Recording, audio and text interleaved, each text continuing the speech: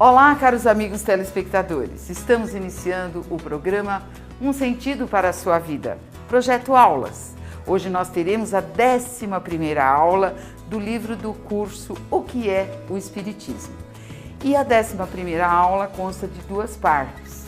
A parte A será dada pela Ângela Andrade e a parte B pela Maria Oliveira. Vamos assim dando início com o preparo de ambiente feito pela diretora do curso, a Vera Braga. Vamos iniciar. Sejam bem-vindos a mais um programa Um Sentido para a Sua Vida, Projeto Aulas. Hoje temos a imensa alegria de estarmos na 11ª aula. Tenho aqui ao meu lado a expositora que falará a respeito da visão espírita da eutanásia. É um tema importante para todos nós, que nos leva à reflexão, e o livro que nós usamos como base da nossa manifestação, dos nossos pensamentos, será trazido pela nossa querida Ângela, que informará a respeito deste tema que fala aos nossos corações e aos nossos sentimentos. Mas para que possamos nos preparar para esse momento, vamos nos tranquilizando, deixando lá fora, na medida do possível, os nossos problemas, tentando harmonizar espírito e coração, para nesse momento podermos nos envolver na leitura do livro de preparo, que é o livro Bem Viver, escolhida hoje a lição para acompanhar a visão espírita da eutanásia, de número 32. Lendo o texto. Silencia diante do azedume dos outros, da frase mal colocada, da ilusão desajustada. Amanhã poderá ser você o ofensor, se não compreenderes a lição da abnegação. Este é o texto que nós estamos trazendo para a reflexão semanal.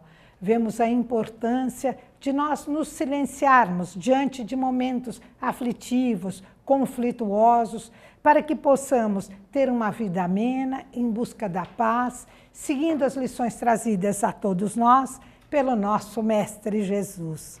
Mas agora é o momento de nós valorizarmos a lição, a visão espírita da eutanásia, com a nossa querida Ângela. Boa aula, Ângela, querida.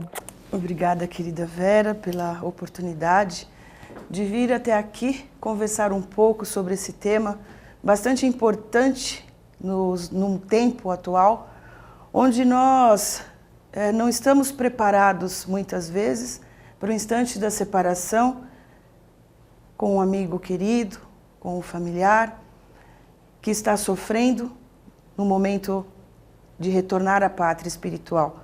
Tema bastante importante, não é um tema atual, mas é um tema muito antigo na humanidade, praticado muitas vezes no intuito de abrandar o momento derradeiro, o momento de retorno à pátria espiritual, daquele ente querido, daquela pessoa bastante íntima de cada um de nós.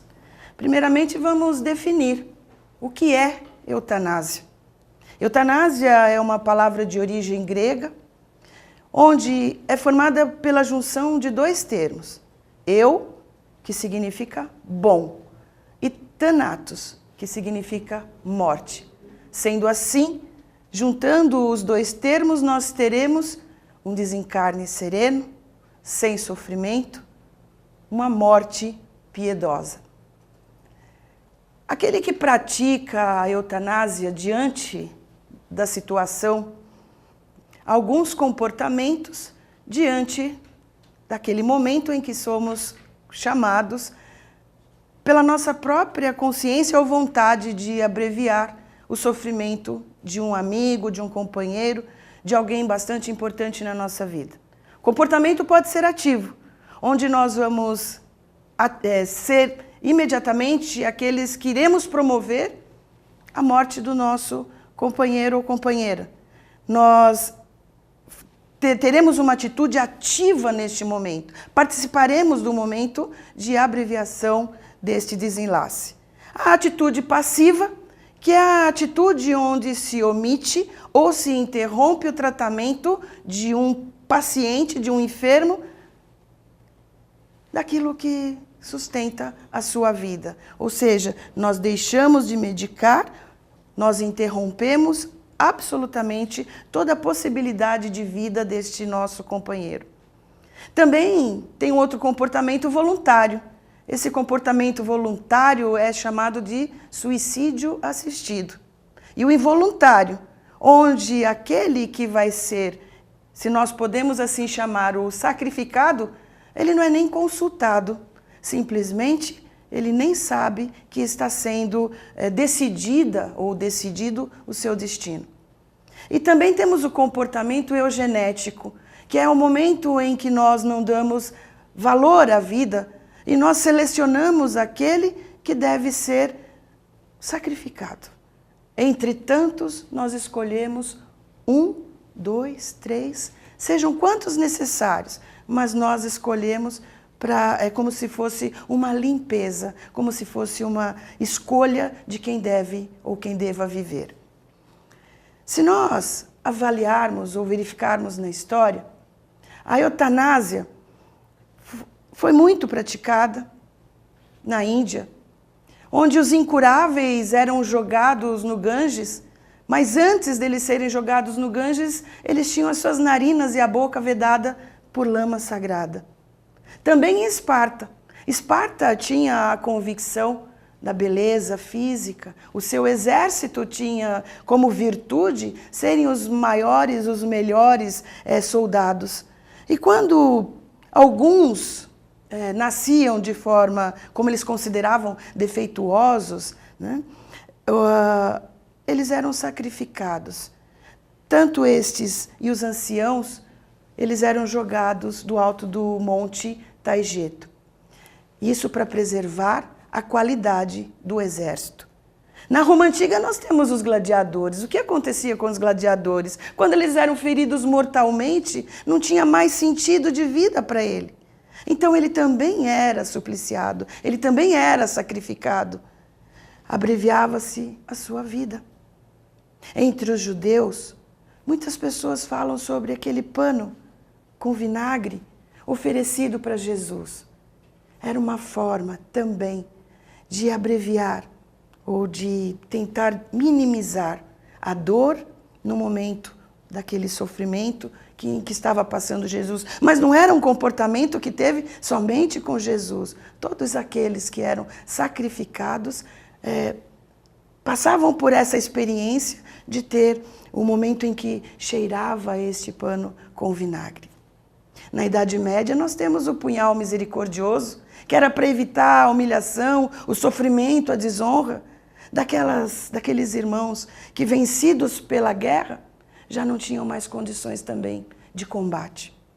Entre os brahmanes, velhos, recém-nascidos, eram eliminados, não serviam para o grupo.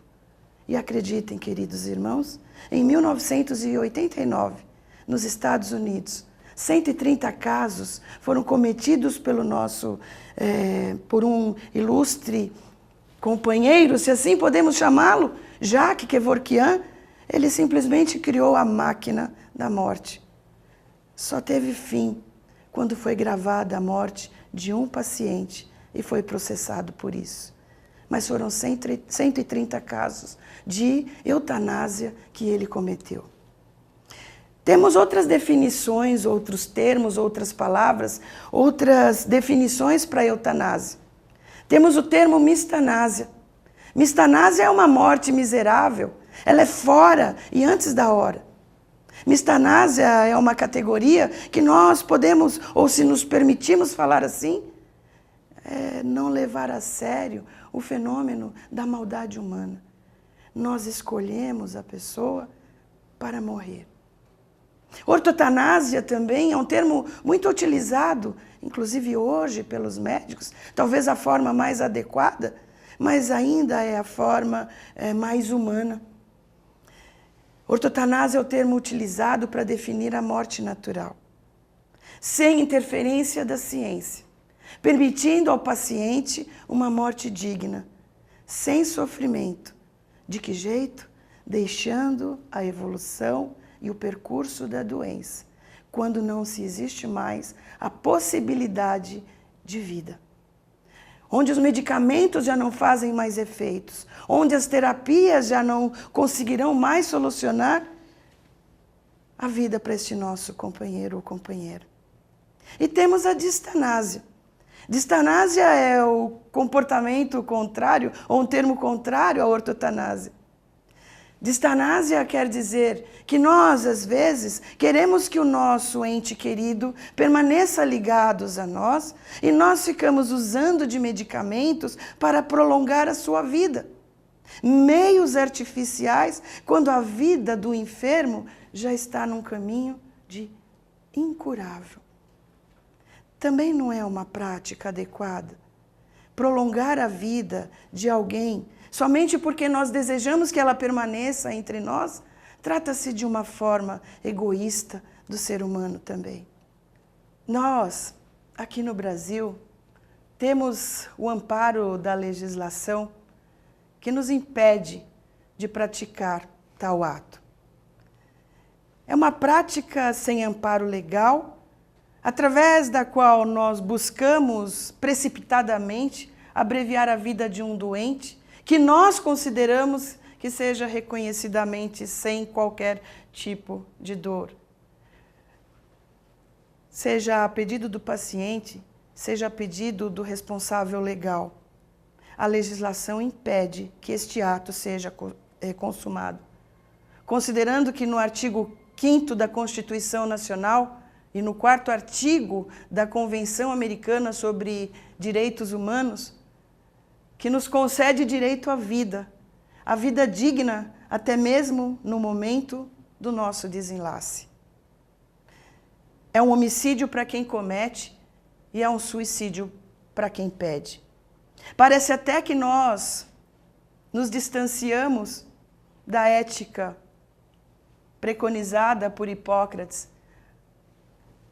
Às vezes parece que foi esquecido o seu juramento, quando alguns argumentam a favor desta prática. Lembramos que dentro da ética médica, os médicos, no momento da sua formatura, do seu juramento, eles falam com bastante ênfase que vai aplicar os regimes para o bem do doente segundo o poder e entendimento, nunca para causar dano ou mal a alguém, que não dará por comprazer nem remédio mortal, nem um conselho que induza a perda, e que do mesmo modo não dará substância alguma para uma mulher, uma substância abortiva. Este juramento, ele é mais longo, mas o mais importante é que a todo momento o médico ele tem o papel principal, o papel de salvar vidas, de conduzir até um momento derradeiro a ida deste companheiro ou companheira para o outro lado da vida da melhor forma possível. A ciência médica ela tem por finalidade curar, sanar dores e salvar vidas em todo e qualquer caso. Ela não pode absolutamente destruir a sua razão de ser, que é pela manutenção da vida. Tanto é que no capítulo 5º, artigo 41 de 2009, a ética médica prevê que todo médico tem o dever de preservar a vida humana, que proíbe a utilização de meios para abreviar a vida do paciente, nem mesmo a pedido deste ou de um responsável legal. Aqueles que argumentam a favor da eutanásia, eles agem em nome do paciente em fase terminal, onde se considera um quadro clínico irreversível e que é para livrá-lo de horríveis dores e sofrimentos, sendo a morte o único remédio. Desconhecem a nossa realidade espiritual. Acredita-se que o mundo se resume no limite da morte e que morrendo os sofrimentos terminam. Esses que argumentam ainda a favor, eles veem a inutilidade do enfermo, idosos, terminais, pessoas que não são consideradas mais úteis para a sociedade. Tanto é que consideram o custo de manutenção num hospital, numa casa de repouso ou com cuidadores. Por isso querem abreviar o sofrimento, mas não o sofrimento do parente, do enfermo.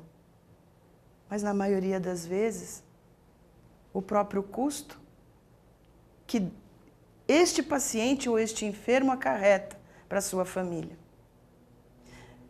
O mais digno, reforçamos, é defender a vida, porque nós somos espíritos imortais. Nós estamos aqui encarnados para cumprir as nossas provas redentoras.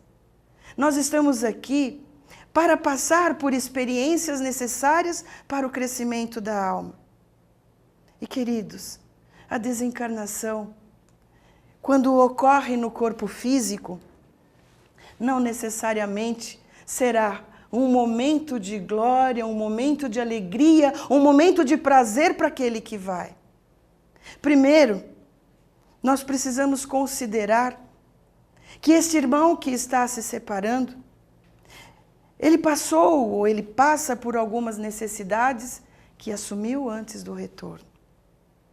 E nós não podemos esquecer, porque nesses últimos tempos, nessas últimas décadas, não dá mais para dizer que um paciente está incurável ou que um paciente não tem mais solução, que a vida está extinguindo e que precisamos dar um jeito para ele parar de sofrer.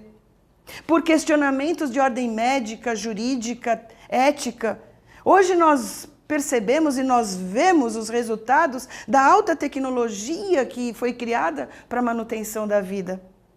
São transplantes, são medicamentos, são aparelhos que são colocados no nosso corpo físico que nos mantém a vida por muito mais tempo. E nas últimas décadas, até a definição para a morte mudou. A morte, nós sabemos hoje que mesmo após ser considerada a morte do corpo físico, alguns órgãos ainda continuam funcionando no nosso corpo até que ele perca a sua total vitalidade. E a desintegração ocorre em diversas etapas. A critério médico hoje, a morte encefálica é aquela que pode determinar a morte do paciente, onde nós perdemos completamente o controle porque nós temos o nosso campo cerebral danificado e não terá mais como ter o controle do corpo físico. A desencarnação para a doutrina dos espíritos, segundo a questão 68, qual é a causa da morte nos seres orgânicos? Os espíritos vêm nos dizer que ela pode ocorrer imediatamente ao óbito ou permanecer por muito mais tempo. E como nós falamos, se nós somos espíritos, nós precisamos deste tempo necessário para a nossa separação por completa. Porque nós não sabemos como vai ser o desenlace deste nosso irmão, onde nós estamos decidindo por ele qual será ou como deve ser o seu destino após a morte. Não é a partida do espírito, mas sim o esgotamento dos órgãos físicos que provoca o seu desprendimento. Considerando-se, então, se é assim, quando nós forçamos um paciente a permanecer no seu corpo físico, que é a distanásia, também pode significar um sofrimento para o espírito. E o ideal é que nós permitamos que a morte dele se faça de forma natural, até que os órgãos do corpo tenham definitivamente deixado de funcionar. Abreviar a vida ou prolongar a vida desnecessariamente quando não se tem mais o amparo da ciência, tanto um quanto o outro pode significar sofrimento para o espírito. É uma visão muito materialista. Muitos ainda desconhecem ou não aceitam a existência do espírito. Nós estamos aqui neste mundo e temos as nossas provas assumidas. Assumimos voluntariamente antes do retorno ao mundo material. Assumimos que nós passaríamos por estas situações. Assumimos que nós teríamos condições para suportar, porque seríamos amparados por amigos, familiares, companheiros. Mas muitos, tanto aquele que decide por querer morrer, ou aquele que decide por querer abreviar, está fugindo da responsabilidade assumida diante das leis naturais, das leis divinas. São Luís, no capítulo 5, ou no capítulo 5 do Evangelho, do nosso Evangelho segundo o Espiritismo, cujo título é Bem-aventurados os aflitos, de item 28, responde a Kardec: um homem agoniza presa de cruéis sofrimentos. Sabe-se que seu estado é sem esperança. É permitido poupar-lhe alguns instantes de agonia, abreviando-lhe o fim? Mas quem vos daria o direito de prejulgar os desígnios de Deus? Não pode ele conduzir um homem até a beira da sepultura para em seguida retirá-lo, com o fim de fazê-lo examinar-se a si mesmo e modificar-lhe os pensamentos? A ciência, por acaso, nunca se enganou nas suas previsões? E São Luís completa: essa hora de graça que lhe é concedida pode ser para ele dar maior importância, pois ignorais as reflexões que seu espírito poderia ter feito nos momentos de agonia. E quantos tormentos podem ser poupados por um súbito clarão de arrependimento. Um súbito clarão de arrependimento. Porque é neste momento que o espírito, muitas vezes, ele eleva a sua alma até Deus. Não sabemos quais são as provas para um espírito reencarnado. E por não sabermos, nós não podemos simplesmente arbitrar sobre aquilo que é melhor, o que nós consideramos melhor para ele. E Emmanuel, mentor de Francisco Cândido Xavier, no livro Diálogos dos Vivos, vem nos alertar: diante das crianças em provas, ou dos irmãos enfermos, imaginados irrecuperáveis, medita e auxilia-os. Ninguém por agora, nas áreas do mundo físico, pode calcular a importância de alguns dias para o espírito temporariamente internado num corpo doente ou disforme. Repetindo, nós não sabemos o que este espírito escolheu como prova quando aqui retornou. Se nós não sabemos as provas, as quais esse espírito precisa vivenciar para sua iluminação interior, nós não temos o direito de arbitrar pelo fim das suas provas, simplesmente pelos nossos desejos egoístas. Nós temos as necessidades reencarnatórias e precisamos e estamos aqui para vivenciá-las. Tanto que no nosso livro dos Espíritos, Kardec pergunta aos espíritos: o homem tem o direito de dispor a própria vida? Na questão 944? E o que os espíritos nos respondem? Não. Somente Deus tem esse direito. O suicídio voluntário é uma transgressão à lei. E ainda na questão 746, Kardec pergunta: o assassínio é um crime aos olhos de Deus? E os espíritos bondosos nos informam que sim, um grande crime, Pois aquele que tira a vida de um semelhante interrompe uma vida de expiação ou de missão, e nisso está o mal. E haveremos de ser responsabilizados por atitudes indesejadas em relação à opção por auxiliar ao desencarne de um irmão. As provas que nós escolhemos foram voluntárias. Vamos permitir que tudo transcorra de forma natural. Aquilo que parece que é sofrimento para nós, é um momento em que o espírito se abre para a eternidade. É um momento que ele pode despertar para a espiritualidade. É um momento que sua alma pode ser conduzida a Deus. É um momento de reflexão. É um momento em que ele está agora possibilitado de pensar a sua vida que passou, mas a sua vida agora, que será ou que poderá ser grandiosa, depois que cerrar os seus olhos.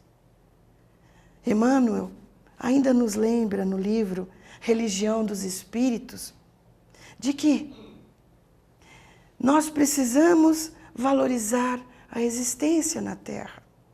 O próprio Cristo arrancou Lázaro às trevas do sepulcro, para que o amigo dileto conseguisse dispor de mais tempo para completar o tempo necessário à sua própria sublimação.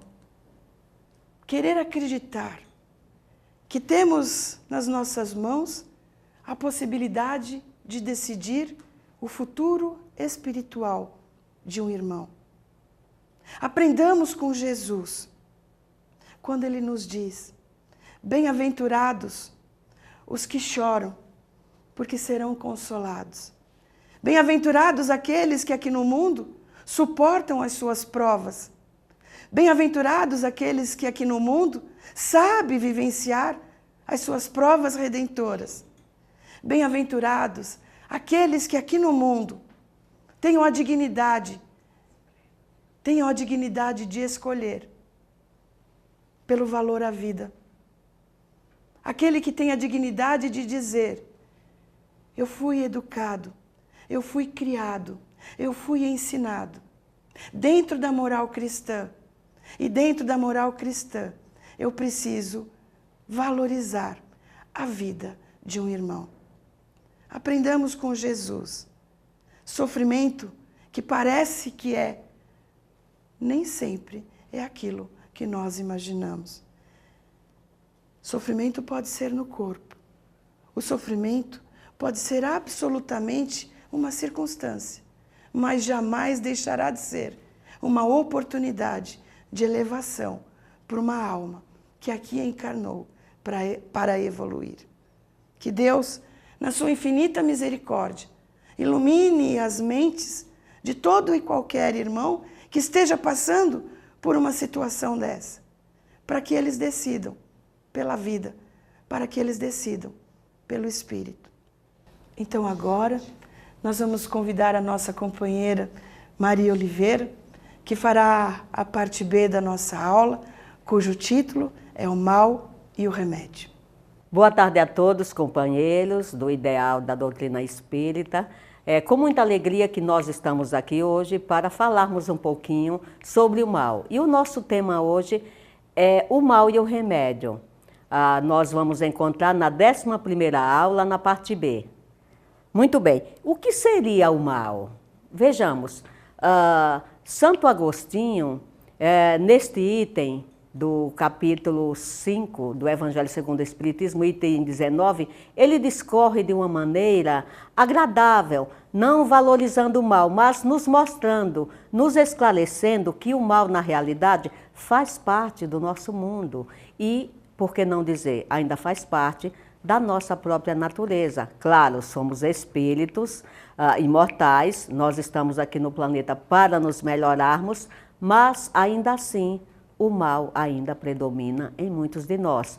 E lembrando também o nosso André Luiz, no livro Sinal Verde, que ele nos diz: só há um mal a temer, aquele que ainda habita em nós. E se é desta forma, então vamos procurar estudar, refletir sobre o que o Santo Agostinho nos diz.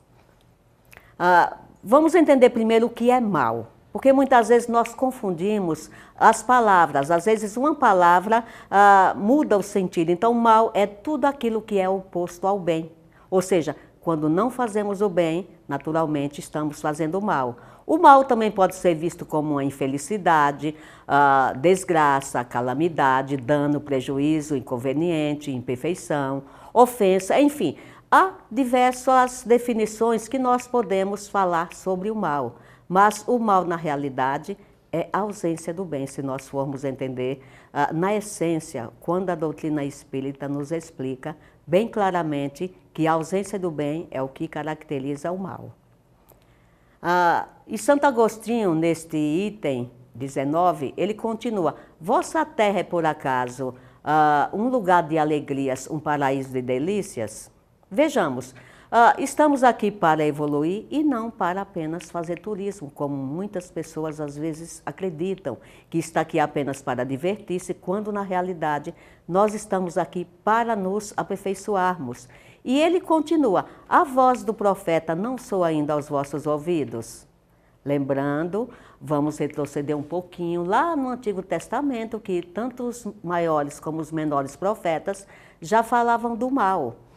Não clamou ele que haveria choro e ranger de dentes para os que nascessem neste vale de dores? Ora, também aproveitando o momento para nós lembrarmos do capítulo 3 do Evangelho segundo o Espiritismo, as moradas na casa do Pai. E nós sabemos que a Terra ainda é um mundo de expiações e provas, claro, com significativas mudanças, mas ainda assim observamos que o mal predomina, mas devemos de igual forma considerarmos também que há muitos movimentos que trabalham em favor do bem. E isso tem crescido muito ultimamente. É que nós temos a impressão de que o mal está ganhando terreno, mas se formos fazer uma analogia, vamos comprovar que realmente o bem é que está à frente do mal. Vós que nele viestes viver, esperais, portanto, lágrimas ardentes e penas amargas, e quanto mais agudas e profundas forem as vossas dores, voltai os olhos ao céu e bendizei ao Senhor, por vos ter querido provar. Ou seja, temos que agradecer a Deus quando estamos sofrendo. Parece até uma brincadeira quando falamos agradecer a Deus por estarmos sofrendo, mas na realidade é o momento que nós estamos nos harmonizando com as suas leis.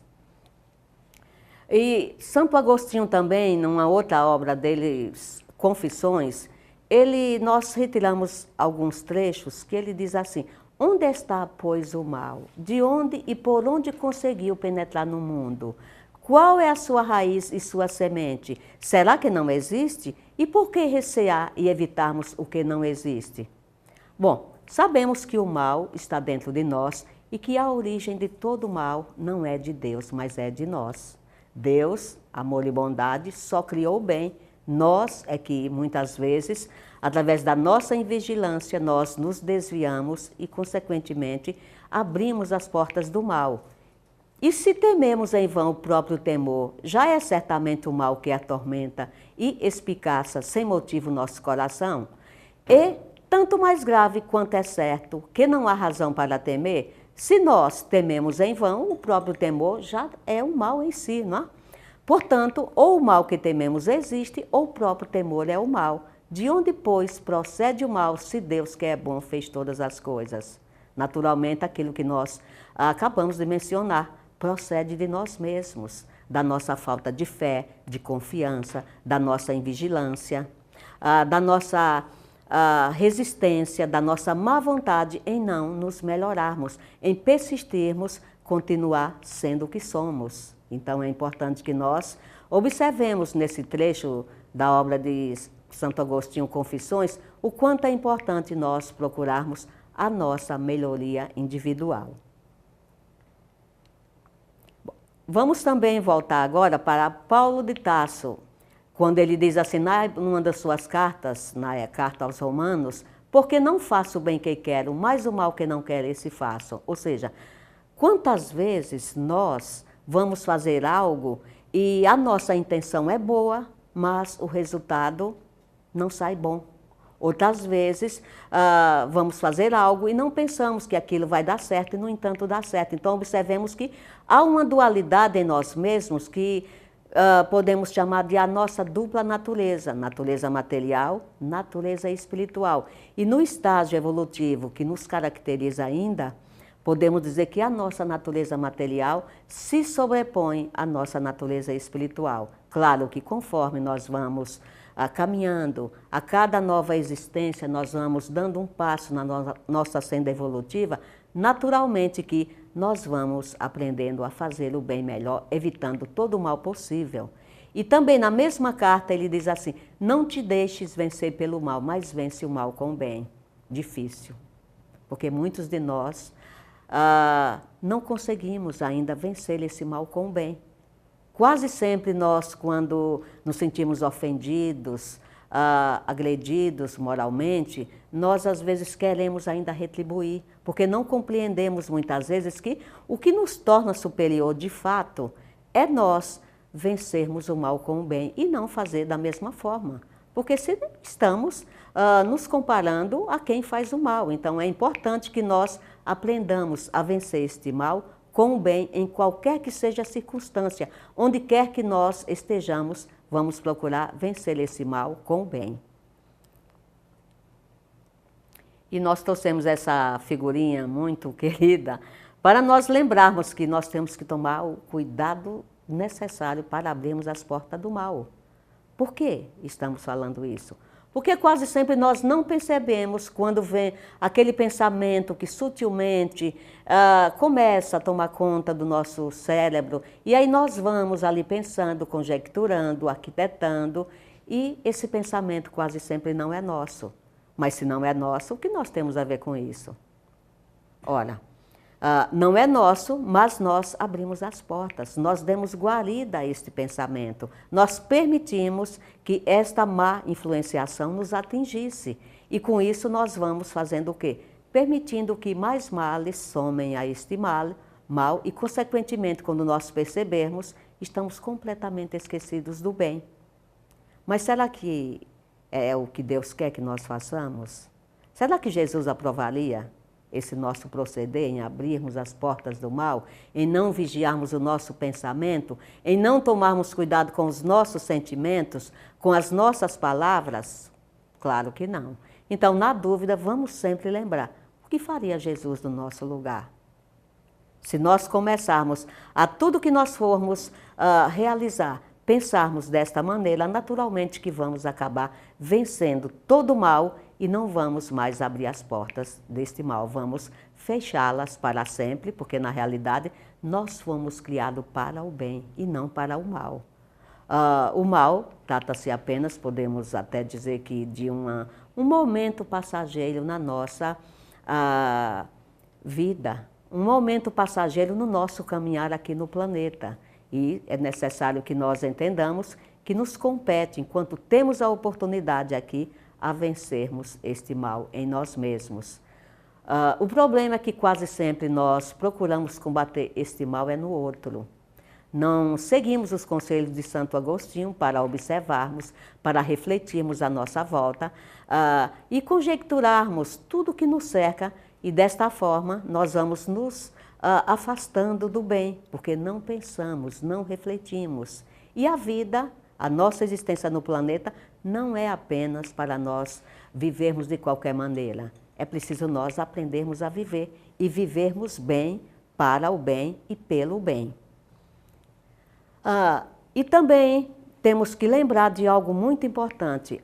O nosso planeta, a Terra, ele constitui uma escola para muitos de nós. Por quê? Porque todos somos alunos matriculados aqui na escola da vida, para aprendermos, para sanarmos as nossas dores, para nos quitarmos com a justiça divina, para nos harmonizarmos com os nossos semelhantes e principalmente nos harmonizarmos conosco mesmo. E por estarmos matriculados nesta escola, chamada Planeta Terra, é que nós temos que entender e respeitar a posição do nosso próximo.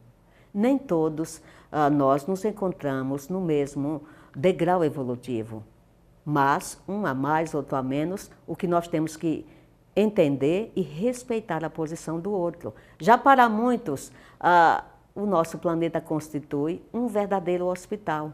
Haja vista que todos nós trazemos as nossas mazelas morais. Todos nós sabemos que as doenças praticamente elas inexistem. O que na realidade caracteriza as doenças é o espírito enfermo. Quando ele enferma, ele atrai as doenças, tanto pela via digestiva como pela via psíquica. E é neste caso em que podemos dizer que estamos no hospital também aqui, para tomarmos aquele remédio que muitas vezes é amargo, para nós aprendermos a conviver com as nossas mazelas, com as nossas doenças, as nossas chagas morais. E para muitos ainda, companheiros, o planeta Terra é um verdadeiro presídio, porque nos sentimos acorrentados, nos sentimos aprisionados nas nossas próprias imperfeições, quando nós deveríamos nos esforçar ao máximo para vencermos a nós mesmos, as nossas más tendências, as nossas más inclinações, para que assim nós saíssemos, quando o planeta que já se encontra na condição de transformação, quando ele ascender na escala dos mundos, para nós possamos acompanhar a evolução deste planeta também. Então é importante nós entendermos a nossa posição aqui na Terra. Para uns, uma escola, para outros, um hospital e para outros ainda, um presídio. Santo Agostinho continua: ó homens, só reconhecereis o poder do vosso Senhor quando Ele tiver curado as chagas de vosso corpo e coroado vossos dias com beatitude e alegria. Ou seja, quase sempre nós só reconhecemos o poder divino quando está tudo bem. É que nós lembramos de Deus. Quando as coisas começam a se tornarem difíceis, aí nós achamos que não merecemos, que aquilo não faz parte da nossa caminhada. Então temos que reconhecer esse poder divino em tudo, até mesmo na nossa própria existência, no fato de nós existirmos, de nós estarmos aqui. Não vamos pensar que este poder de Deus apenas está presente nos bons momentos. E por isso é que nós temos que agradecer a Deus por tudo que nós passamos, porque é o que nós merecemos. E temos ainda que nos questionar: que laços nos ligam ao Criador? Laços de amor, laços de revolta, laços de amargura? Temos que fazer esse questionamento para que assim nós possamos modificar o nosso proceder, a nossa conduta, os nossos pensamentos, os nossos sentimentos, porque assim é que nós vamos nos harmonizando com o nosso Criador e assim vencendo mais uma etapa na nossa caminhada evolutiva. Ele continua: Senhor, conheci todas as alegrias da opulência e me reduzistes à miséria mais profunda. Obrigada, obrigada, meu Deus, por querer me experimentar. Será que nós realmente fazemos isso? Acreditamos que não. Porque muitos de nós, no momento do sofrimento, nós esquecemos de agradecer, porque estamos provando a Deus a nossa fé, a nossa confiança nele. Se ele é o nosso Criador, temos que ter fé e confiança, sabendo que a qualquer momento tudo pode se tornar melhor. Por isso que temos que entender que as nossas dificuldades são passageiras, haja vista que não somos ainda espíritos perfeitos, temos muito ainda que caminhar, temos muita coisa ainda a vencermos para chegarmos nesta condição.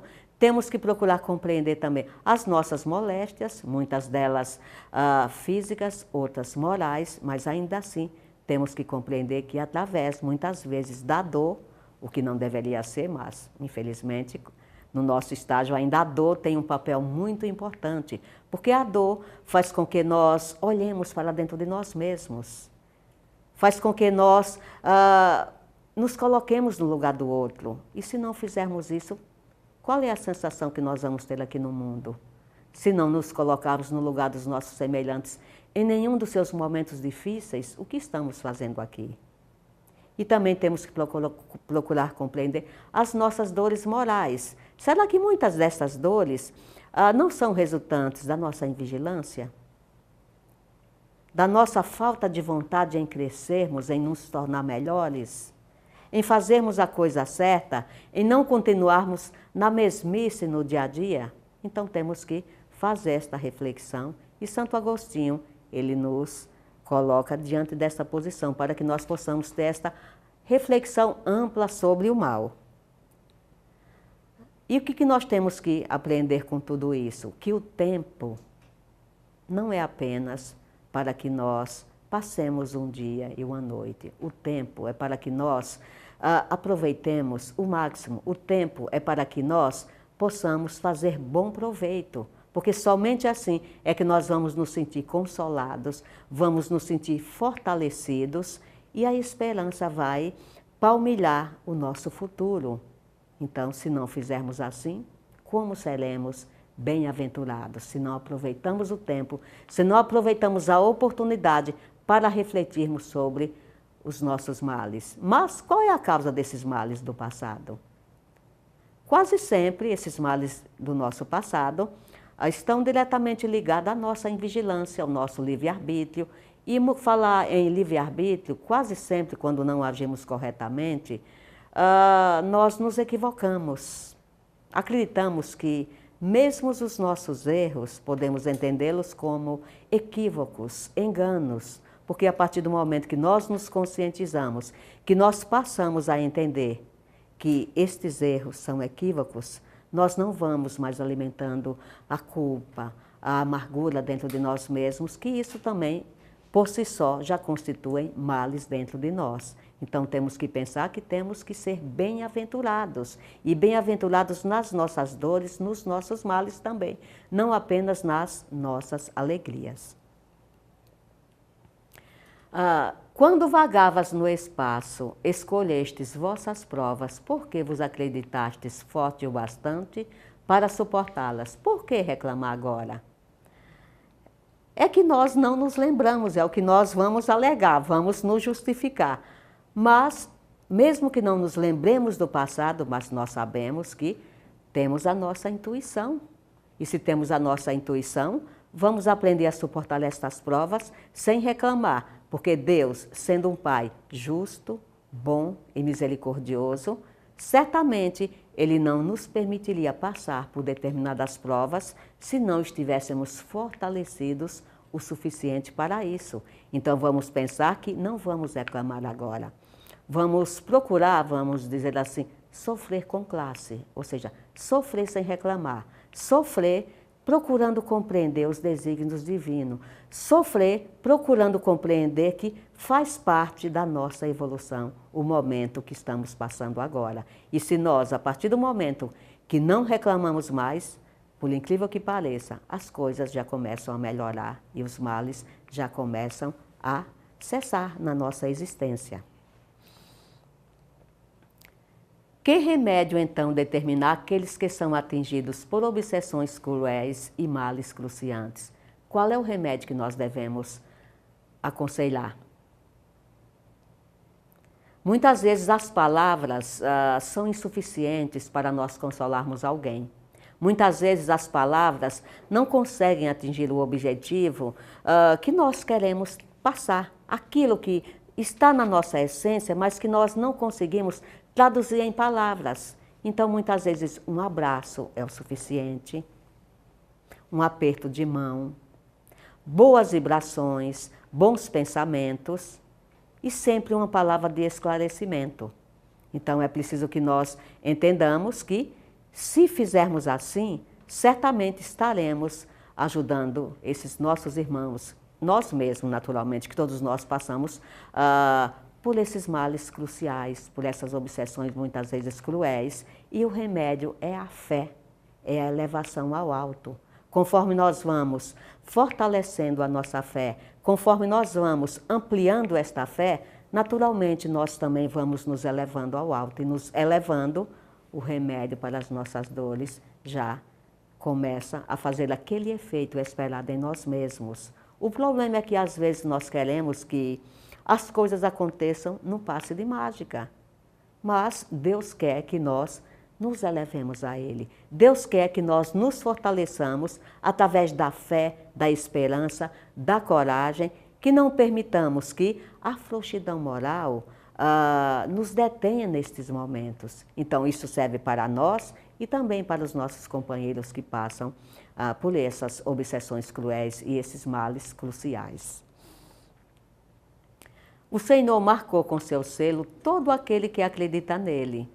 Isso é dito desde lá o Antigo Testamento. Por quê? Porque desde o momento que Deus nos criou, Ele já nos criou para a felicidade. Ele não nos criou para ficarmos aprisionados, para sermos espíritos enfermos.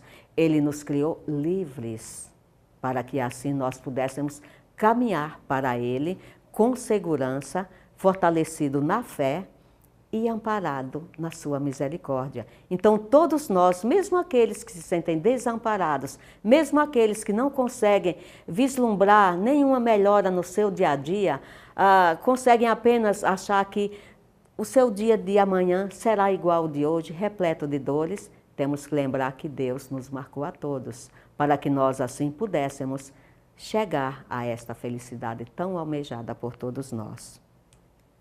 E devemos também lembrar, nas bem-aventuranças, que é a carta magna de Jesus, quando ele nos diz: felizes os que sofrem e choram, porque serão consolados. Mas como seremos consolados se não sabemos sofrer e chorar? Será que para sofrer e chorar nós temos que nos debulharmos em lágrimas ou começarmos a reclamar? Não, mas sofrer com compreensão, chorar com resignação, atendendo assim os apelos da nossa razão e do nosso sentimento, para que desta forma nós possamos a cada dia sairmos fortalecidos. E lembrando Emmanuel, quando ele nos diz que para nós constitui um poema: trabalha, serve, ama, confie e espere. Se nós aprendermos a trabalhar, vamos vencendo as dores. A servir, vamos desenvolvendo a humildade. A amar, vamos fazer aquilo que Jesus espera que nós façamos. E confiar, vamos desenvolvendo em nós as potencialidades que fomos dotados. E esperar, vamos mostrando que confiamos em Deus e em Jesus.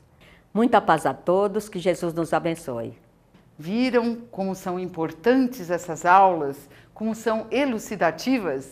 Agora nós vamos ler a fixação de aprendizado, ou seja, a lição de casa para todos os alunos.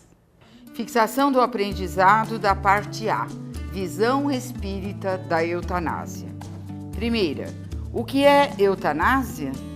Segunda, o homem tem o direito de determinar quando deve morrer ou de dispor da vida de seu semelhante? Terceira, qual a utilidade do tempo que é dado a mais para quem se salva da morte? Fixação do aprendizado da parte B, o mal e o remédio. Primeira, para que servem os males pelos quais passamos? Segunda, como devemos encarar a dor que nos atinge? Terceira, porque a fé é o melhor remédio para os nossos males? E assim vamos encerrando o programa Um Sentido para a Sua Vida. Estamos muito felizes com a sua audiência. Fique à vontade para fazer perguntas pelo WhatsApp ou pelo nosso e-mail, divulgação@fiesp.org.br. Muito obrigada.